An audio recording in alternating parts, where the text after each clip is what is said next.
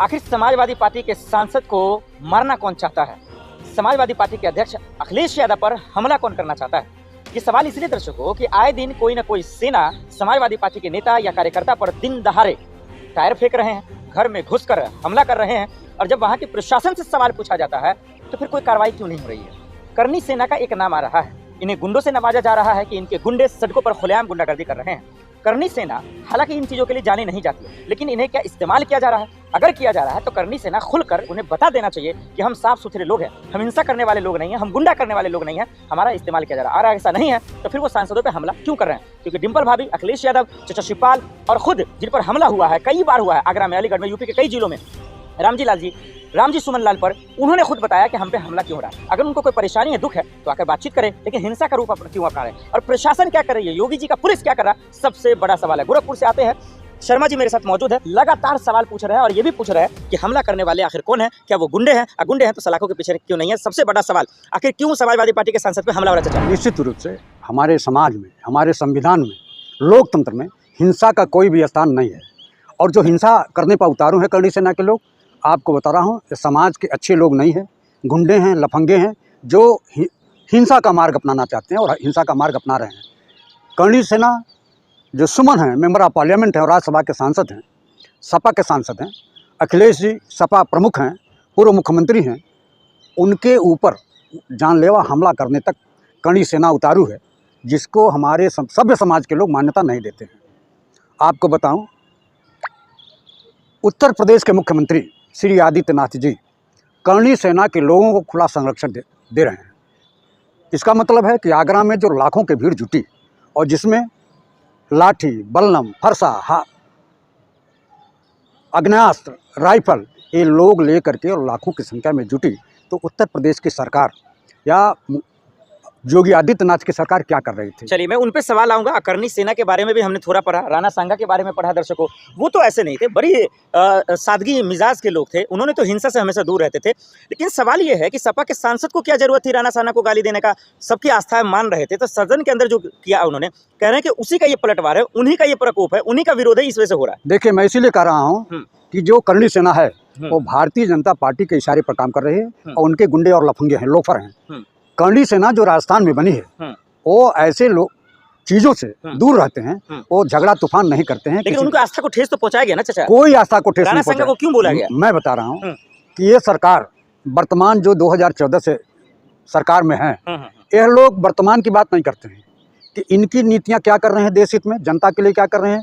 पूरी की पूरी सरकार जनता के मुद्दों पर फेल है, चाहे महंगाई का मुद्दा हो, चाहे भ्रष्टाचार का मुद्दा हो, चाहे बेरोजगारी का मुद्दा हो, चाहे छोटे व्यापारियों का मुद्दा हो। यह सरकार पूरी तरह से विफल हो गई है। इसलिए, और यह सरकार 4000 साल पहले की बात करती है, 6000 साल पहले की बात करती है। और आपको बताऊं, क्रिया की प्रतिक्रिया होती है। जब पार्लियामेंट में भारतीय जनता पार्टी के लोग हुमायूं की बात करेंगे, बाबर की बात करेंगे, औरंगजेब की बात करेंगे, तो उसके प्रतिक्रिया में जो उस समय घटनाएं घटी थी, राणा सांगा ने भी किसको बुलाया था?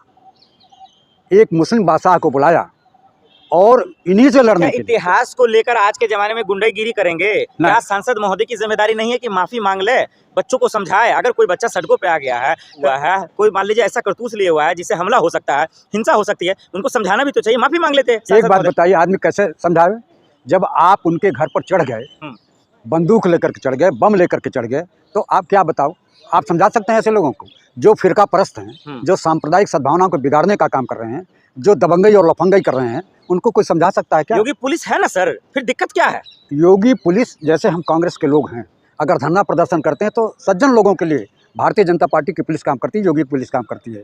सपा अगर आंदोलन करती है तो उनकी गिरफ्तारी होती है, उनके लाठीचार्ज होता है, उनको जेल में ठूसा जाता है। लेकिन करनी सेना के लोग जो भारतीय जनता पार्टी के ही लोग हैं, जो बजरंग दल के लोग हैं, जो आरएसएस के लोग हैं, यही लोग भीड़ जुटा करके और करनी सेना के रूप में परिवर्तित करके सपा प्रमुख श्री अखिलेश यादव जी का विरोध कर रहे हैं, सुमन का विरोध कर रहे हैं। नहीं, लेकिन ये जो आप खुलासा कर रहे हैं, इसका मतलब ये होगा कि बीजेपी सरकार या योगी सरकार दरअसल करनी सेना का इस्तेमाल कर सांसद और अखिलेश यादव पर हमला करना चाहते हैं, ये कह रहे हैं आप? निश्चित रूप से यही है कि अखिलेश यादव जी का और सुमन का विरोध करके ये लोग निश्चित रूप से ये दहशत की राजनीति कर रहे हैं, नफरत की राजनीति कर रहे हैं, जो समाज कभी मान्यता नहीं तो देता है। करनी सेना इतना भोली तो नहीं है, उनको तो अकल है, उनका अकल तो ठिकाने में है। वो क्यों किसी राजनीति का हिस्सा होगा या किसी सियासत का हिस्सा होगा या फिर किसी का इस्तेमाल कर लिए जाएंगे? वो तो अकलमंद है। मूल रूप से करनी सेना राजस्थान में है।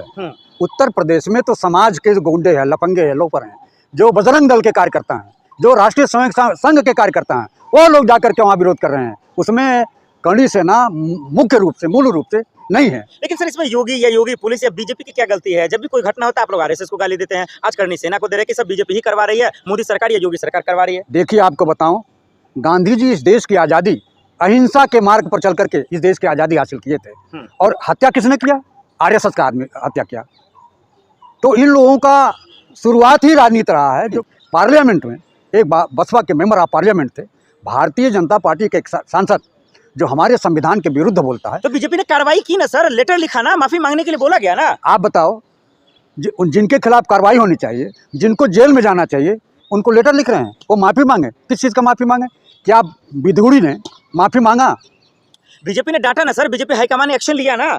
इसका कोई मतलब नहीं है कि आप मुझको अपराधी कह दीजिए, आप मुझे गाली दे दीजिए, कठुआ तक कह दीजिए, मुल्ला भी कह दीजिए। अरे चाचा शिवपाल बुजुर्ग हैं, वो भी गुस्सा रहे हैं कि हमारे सांसद पे हमला। अखिलेश जवान है, वो भी गुस्सा रहे हैं, डिम्पल भी गुस्सा रही है। तो मामले का हल कैसे निकलेगा जब तक कोई माफी नहीं मांगेगा? निश्चित रूप से आपको बताऊं, मैं अखिलेश जी का भरपूर समर्थन करता हूं कि वो सुमन जो उनके मेंबर ऑफ पार्लियामेंट हैं, जिनके ऊपर इस तरह सातिराना और कातिलाना हमला हो रहा है, अगर वो अपने मेंबर ऑफ पार्लियामेंट के साथ कंधे से कंधा मिलाकर चल रहे हैं तो मैं उस बात को जायज़ मानता हूं। मैं भी कंधे से कंधा मिलाकर के अखिलेश जी के साथ खड़ा हूं।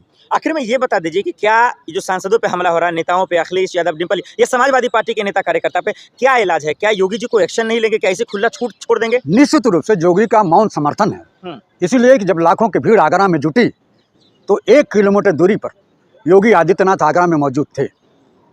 अगर आगरा में मौजूद होने के बाद भी मुख्यमंत्री कोई कार्रवाई नहीं करते हैं तो यह माना जाएगा कि योगी आदित्यनाथ का मौन समर्थन है और खुला समर्थन है। इसीलिए कि अगर लाखों की संख्या जुटती है तो कौन सी हिंसात्मक कार्रवाई हो जाएगी? क्या योगी को इस बात का आशंका नहीं है? कानून व्यवस्था लुंज पुंज ठीक करने की जिम्मेदारी किसकी है?